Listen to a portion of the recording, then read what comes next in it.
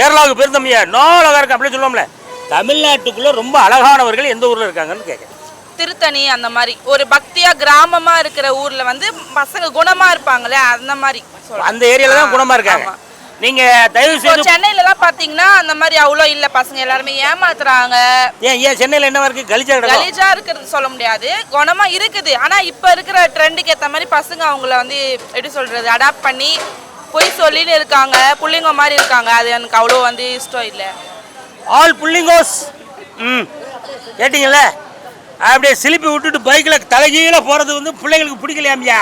முடி கட்டிங்க மாத்து. ரீசெண்டா வந்து வேலைக்கு போய் நாளைக்கு குடும்பத்தை ரன் பண்ற மாதிரி அவங்க ஃபார்மலா ஊர்ல இருக்கிற பசங்க திருச்சி அந்த மாதிரி இருக்க புள்ளிங்களும் ரொம்ப பாசக்காரங்கன்னு சொல்றாங்களம்மா. ஒரு சிலர் பாசமா இருக்காங்க, முக்காவாசி பேர் எல்லா புள்ளிங்களும் சொல்லலையா, சில புள்ளிங்க ரொம்ப பாசக்காரனா இருக்காமியா. பாசத்தை பிள்ளையெல்லாம் தூக்கி தோல்ல போட்டு ஓடுறானோன்னா பாருங்களேன். என்னம்மா சில 4 வயசு பிள்ளையெல்லாம் தூக்கிட்டு போயிடறாங்கம்மா. அதுவே தான் பயமா இருக்கு. என்ன அதுவும் கொஞ்சம் யோசிக்க வேண்டியா.